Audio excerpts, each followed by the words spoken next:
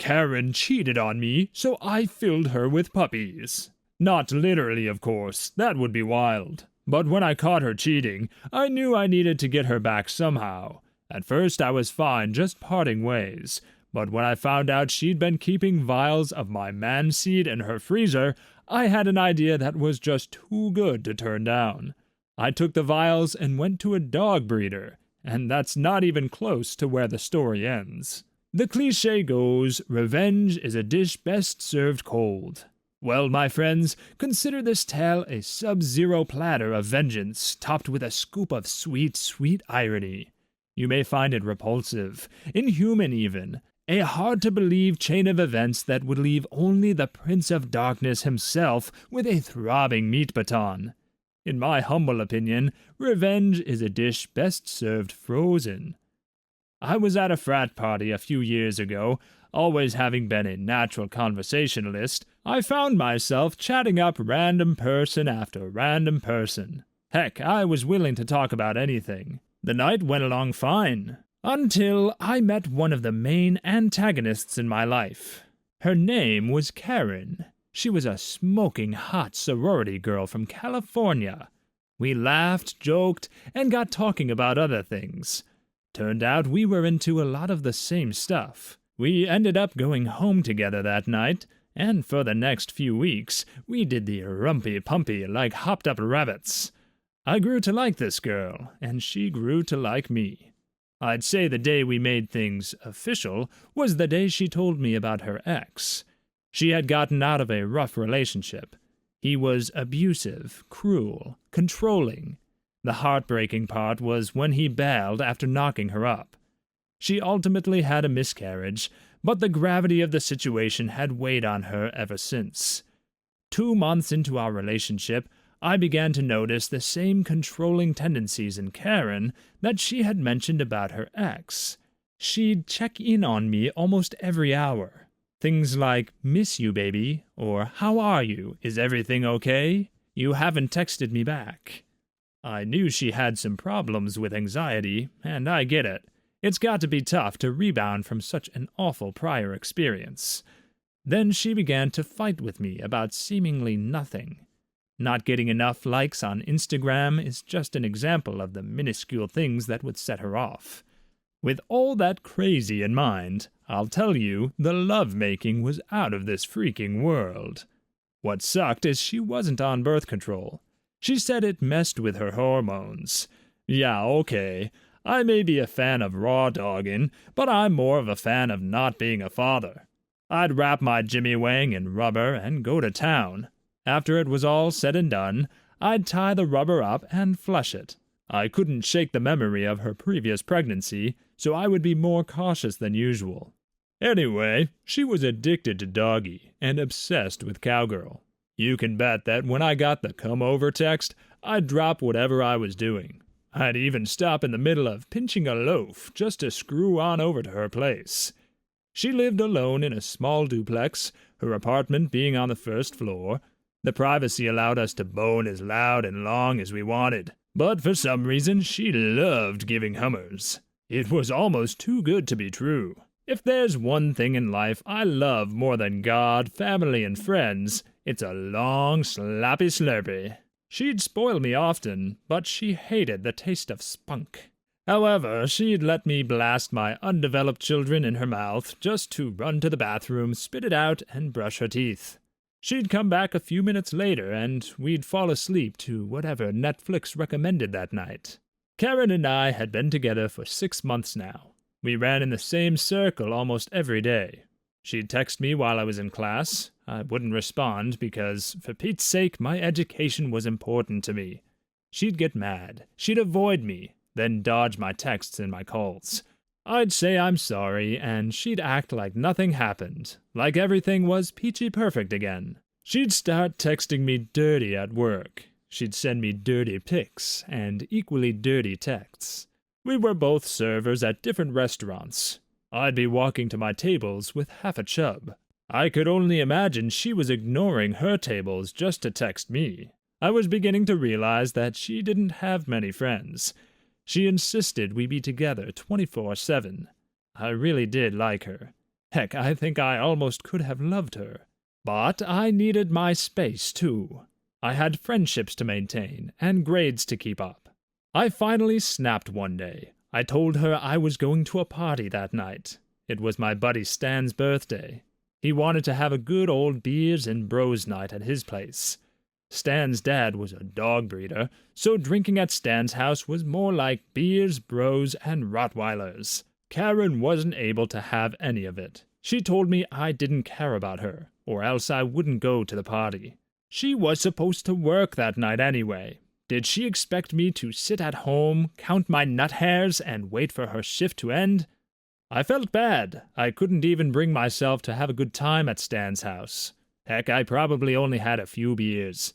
I remember sitting with Growler, the oldest of the dogs, and asking him what he thought. He just licked my face, farted, and walked away. So I texted her. Hey. Nothing. I waited a bit longer. Maybe she still had tables? I texted, Can we talk? Nothing. Crud. I waited until I was sure she'd be home, and I drove over to her place. That's when things got strange. There were 2 cars in her driveway, hers and another I didn't recognize. I knocked on the door, but she didn't answer. I called out to her, but got nothing. I walked around back to a window I knew would be unlocked. I shimmied it open and crawled through. I could hear something. A moan. I knew that moan. I hustled upstairs and pressed my ear to the door. I took a deep breath and barged through. There, being plowed by some skinny, crooked-wanged dude, was Karen. Seriously, the dude's junk looked like a question mark. They shrieked upon my entrance. I grabbed the kid by his throat and screamed at him to shove off before I broke his neck. He ran swiftly away. I began to holler like I've never hollered before at her. How could you? Are you effing kidding me? She was wasted. I could smell the alcohol emitting from her breath as she tried to argue with me. Forget you. You shouldn't have gone to that party. You knew it upset me. You don't care about me. You hate me. I'm a patient man, a willing to work with you kind of guy. But if there's one thing I can't stand, it's a cheater. She must have drowned herself in a bottle of vodka, and Signor Crooked Chicken was the first person to even so much as smile at her. I told her we were over. I tried to leave, but she leaped on my back and dug her nails into my neck like a freaking animal. She had dug in deep, but I managed to buck her off and back onto the bed. I hollered at her once more before slamming the door and driving home. My phone never stopped buzzing the next day. Text on top of text, call on top of call, Facebook, Instagram, Twitter. I wouldn't have been surprised if she tried to send a carrier pigeon as a last-ditch attempt to contact me. That's when I received a text worthy of my attention. It read, You better take me back, or else. Or else could have meant anything, but I shrugged it off as an idle threat. I came home from class that day when it hit me. Darn, my Xbox, it's still at her place. I could have gone without the few t-shirts and the spare toothbrush, but I couldn't leave my Xbox there. I was a single man, and Call of Duty Black Ops 2 was beckoning me. What if she broke the Xbox? Heck, what if that was the or else she'd threatened me with? I waited for her to leave for work that night before sneaking in through the same window. Thankfully, my Xbox was in pristine condition. For good measure, I grabbed the spare t-shirts and tossed the spare toothbrush in the trash. I was getting ready to leave when my stomach rumbled. I remembered a frozen pizza I'd put in her freezer a few nights ago. Forget her, that's my pizza. It was wedged in there like nothing else. When I pulled it out, a few bags of frozen veggies came with it. I picked them up to put them back in when I noticed something odd in the back of the freezer. If you made it this far in the video, consider liking and subscribing for more videos coming. There were 3 small glass vials that had been hidden behind the bags of veggies. I pulled one out and used the flashlight on my phone to examine it. Frozen inside was an opaque white substance. That's when my world came to a screeching halt. Inside these vials wasn't frozen lemonade. It was seed. My seed. Not that I know the frozen appearance of my own meat juice, but I could only assume. I started to sweat and shake. She wasn't spitting my unborn children into the sink. She was saving them, probably to use against me should the relationship derail. Did she do the same thing to her previous ex? Was everything she told me about him a lie? Sweet Mary, Mother of God, what if she's already shot one of these up there? Can you even freeze baby gravy in a conventional freezer? She sure seemed to think so. I pulled my phone out to text her, but I stopped. The worried expression on my face became a pensive stare, followed by a wide smile. The sort of smile that Satan himself would crack. Just a note, I know you can't freeze a man's hot molasses in a conventional refrigerator freezer. It requires special equipment. However, I was young and naive when this happened. I texted her, "Hey, babe, after thinking about it all day, I think I'll give you another chance." She texted me back shortly after. She was ecstatic, willing to change and try harder this time. She was so sorry. This bought me some time to begin planning. I pocketed the 3 vials of man juice and replaced everything else just as it was. I couldn't let her know I had been there. I even got the toothbrush out of the trash. Remember how I said I'm a patient man, a willing-to-work-with-you kind of guy? I'm also a vengeful son of a biscuit. My motto is, expect the unexpected. And boy, was it time to act. Phase 1. The weekend was approaching. I had told Karen that I was willing to take her back, but just needed a little time to relax and spend with my family. She understood and promised not to rush me back into the relationship. I was banking on her not checking her secret stash of frozen nut boogers. I made sure to text her every so often to get an idea of where she was and make her believe that I wasn't going anywhere. Luckily for me, she was working all weekend. I went to Stan's house with the vials and told him everything. Stan and I had been friends since grade school. His father was more of a dad to me than my own. I was hoping that Papa Stan would go along with my scheme. He was more than happy to help. Phase 2. We emptied the now thawed vials into the drain. The smell was enough to make us gag. I felt especially bad for the dogs. Heightened sense of smell and all. Stan got Growler hot and bothered. He dropped to one knee, placed some sort of dog rubber over his rocket, and started stroking away. I made sure to film the entire ordeal on my phone, from the first stroke to the last drop. If someone told me 10 years ago that I'd one day shoot a video of my best friend and his dad pumping off a dog, I'd have told them to go and wholeheartedly F themselves. But boy, did old Growler perform for the camera. Stan was able to fill the 3 vials to the brim with plenty to spare. 2 birds with 1 stone, 2 dogs with 1 hand. I think it works. I waited until Karen left for work that night before I snuck back in through the window. I put the vials back where I found them and slipped out unseen. I had never left her house so satisfied in my life. Sunday rolls around and she texts me, "Hey, do you want to get lunch and talk?" My response? "After thinking more about it, I've decided that I can't get back together with you. Sorry." My phone erupts in texts, spewing the same threat from before. Or else. I told her to do her worst and leave me alone. A few days went by before she came barreling up my driveway. She kicked, screamed, punched, and threw an all-around tantrum in my front yard. By now, my roommates knew the entire story and were willing to back me 100%. We called the police, and all heck broke loose. "He violated me. He beat me. He did this. He did that," she screamed to the cops. Fortunately, the cops listened to my roommates and a handful of neighbors that were witness to her actions. They told her to get lost or else they'd arrest her. 2 weeks passed without any contact. She finally called me, and I ignored it, along with the next 10 calls, before finally answering. "Hello?" "I'm pregnant," she said. "It's yours." I asked, "You sure it's not that skinny, crooked pecker dude's baby?" She starts to yell, "No, it's yours. You need to come here now." I obliged and went over. We had a long talk about options, about getting back together, and about the night I walked in on her.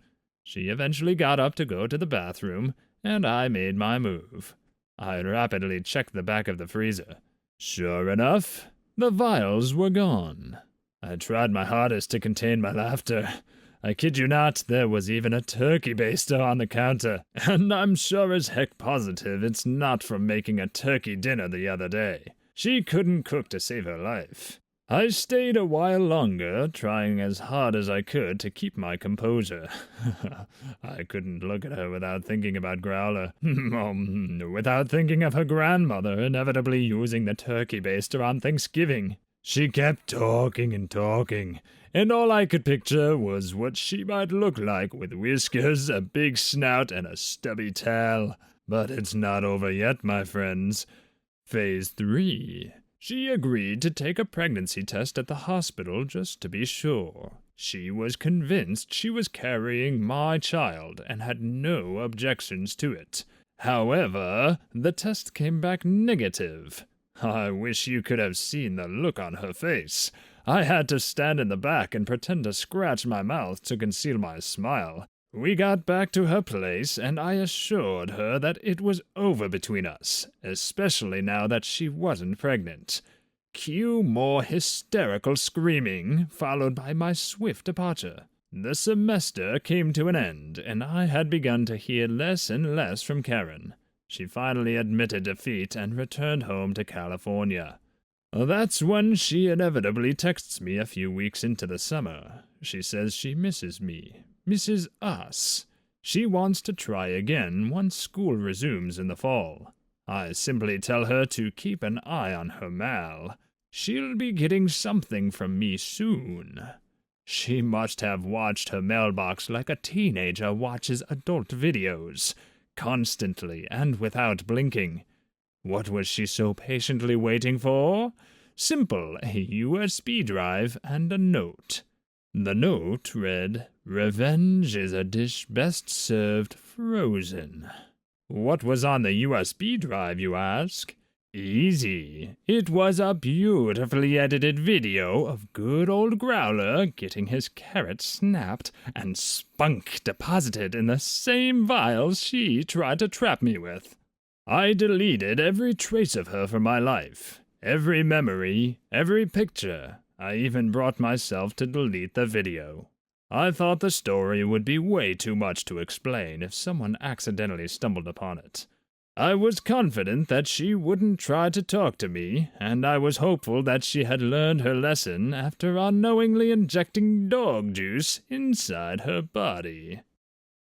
Oh, well, this original poster has been reading way too much Tucker Max. The tone of the writing makes him impossible to root for, not to mention the fact that pretty much everything he does in this story is against the laws of how to treat both women and dogs. Now, we could go into a conversation about Kohlberg's stages of moral development and how the law isn't always a perfectly guiding moral principle, but do I want to do that for this story about a sociopath pumping a woman full of doggy drippings? No, I don't think I do. And somehow, that's not even the weirdest part to me. The especially strange part is that unnecessary detail about stopping himself while he's in the middle of using the toilet to go sleep with Karen. He went out of his way to tell us that she likes being on top, so he was just holding it in the whole time? That doesn't sound very enjoyable. It also sounds difficult to pull off without getting caught, unless Karen just happened to have brown sheets. Before you lose too much faith in humanity, there's one important detail suggesting this might never have happened. Remember that before the fake pregnancy, Karen accused OP of violating her. That's significant. The testimony of the roommates and neighbors doesn't mean a thing when she's making the initial accusation, since all they witnessed was the accusation itself. Even if the cops didn't ultimately pursue the case, it would go further than OP's driveway. Shutting it down that soon could result in those officers' names being plastered all over the news if Karen brought it to the press. Is it an impossible scenario? Not at all. But possible and likely are two different things entirely. So I'm hoping this just never happened. But what's your take? Is this the worst revenge story you've ever heard? I'm terrified to know the answer, but feel free to share it in the comments below. Meanwhile, I feel an overwhelming need to take a shower and go fill my mind with something less disturbing. I'm thinking either Van Wilder or Don't Breathe. Please leave your stories in the comments. I'd love to make a video of them in the future. Also, don't forget to like and subscribe.